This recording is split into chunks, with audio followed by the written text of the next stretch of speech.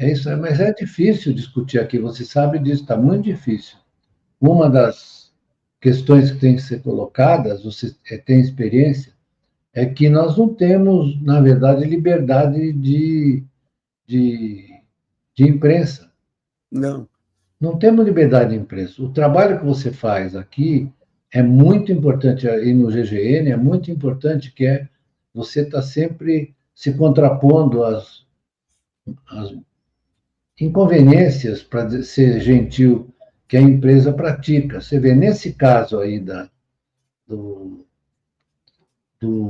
da desvalorização do dólar, quer dizer, você não explica para os leitores como é que isso ocorre, quais são os fundamentos, as razões disso, né?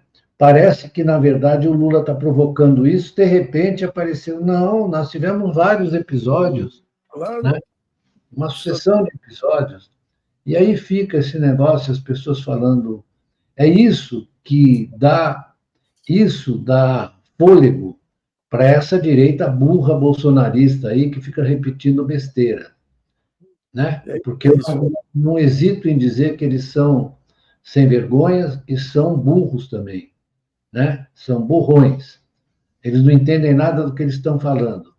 Então você fica dando munição para eles ficarem falando essas besteiras. Não tem nenhuma profundidade, nenhuma seriedade, é uma coisa assim.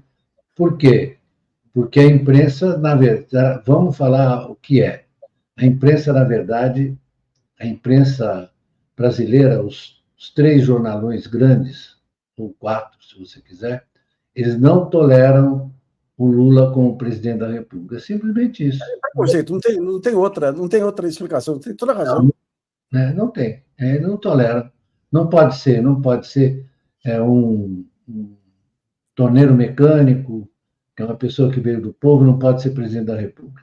Mas, Beluso, o nível das críticas, outro dia eu estava vendo na Globo News, o Lula não quer ir em estados em que tem maioria bolsonarista para não ser vaiado.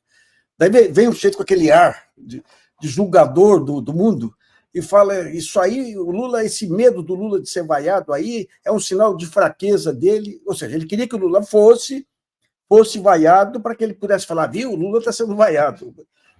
Mas ele pega aquelas pequenas coisinhas pessoais pela absoluta necessidade de criticar e pela absoluta incapacidade de fazer uma crítica técnica, né? Não consigo explicar. Não consigo. Eu vejo os debates com todo respeito, eu respeito as pessoas que estão lá, mas, na verdade, é uma coisa muito pobre mesmo, e é deplorável. Aí eles chamam um economista que fala as maiores banalidades também, não explica nada. É muito ruim isso, porque desinforma a população, né? Desinforma. Deixa eu pegar aqui o som. Ele coloca o seguinte: a abertura do Jornal Nacional de hoje foi simplesmente desonesta. Eles atribuem a queda do dólar à manifestação do Lula mudando tons em favor do equilíbrio fiscal. Não foram os especuladores realizando seus lucros, não. O pessoal até hoje não aprendeu como é que funcionam os gatilhos da especulação. Não entenderam nada. E depois, será que o Lula falou alguma coisa em 1997? Falou alguma coisa sobre... Não, você pega 2002, que o câmbio explodiu, atribuíram a eleição do Lula, Sim. Mas por conta de barbeiragens do Armínio Fraga aí. Sim, exatamente. Esse é um bom exemplo. E a taxa de juros foi a quanto? Puta vida. Foi a 12,50. Não, e você pegar o início lá... Beluso, se a gente pega aquele período dos 4 anos aí do Real, os únicos setores que cresceram aí foram os setores que não pagavam imposto.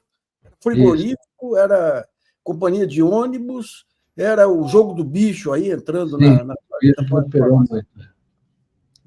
É terrível isso. E a indústria foi desmilinguindo, né? Para usar uma palavra. Desmilinguindo.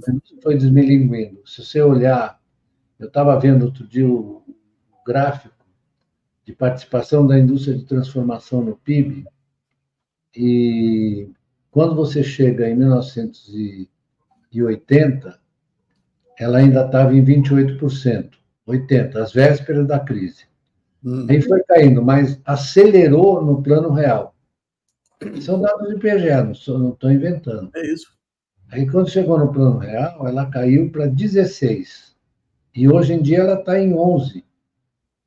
Indústria de transformação. Então, ali foi um massacre sem tamanho. Eu lembro uma frase do Malan,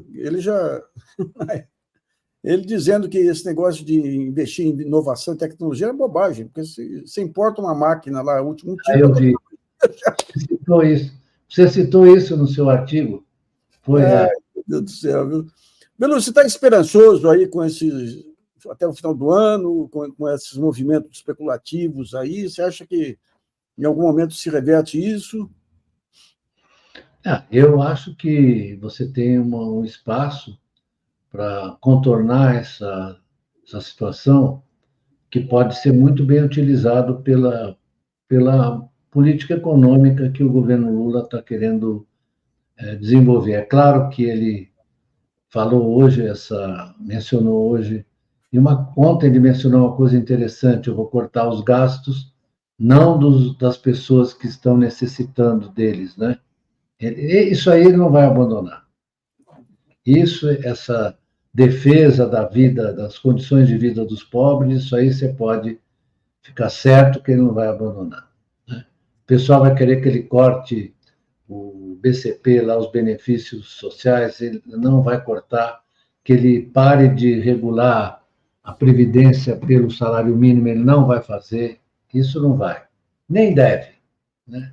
Porque vamos combinar que tem que ter uma barreira para essas coisas e proteger os que precisam ser protegidos. Essa é que é a verdade. O resto é tudo conversa mole.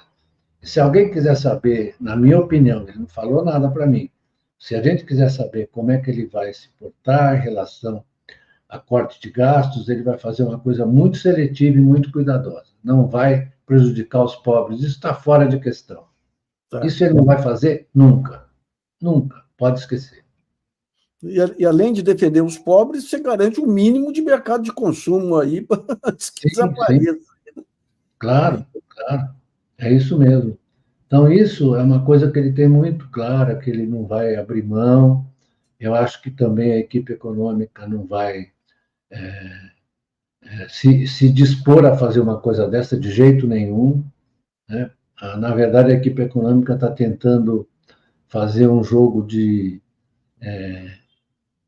pegar uma defesa, como sabe, uma defesa cerrada, está tentando passar ali pelos vãos, né? Porta-luz que o basquete... Isso. Mas a vida é assim, porque não adianta também a gente... Eu fico impressionado, não adianta a gente ser assim, não, porque tem que fazer isso, tem que fazer aquilo. Eu falei, tá bom, então vai lá e você faz. Você vai lá e faz. Vai no grito aí que está correndo, né? Tá, Joia, Beluso, obrigado por sua participação mais uma vez aqui no VGN aqui. E agora você precisa começar a se acostumar com o título aí de patriarca, viu? Porque agora você... Eu acho que dos economistas tem o Delfim só, né? Delfim é um deles, né? Eu aceito o título de patriarca pela idade, né? Pela sabedoria também. Um abraço para você, Beluso.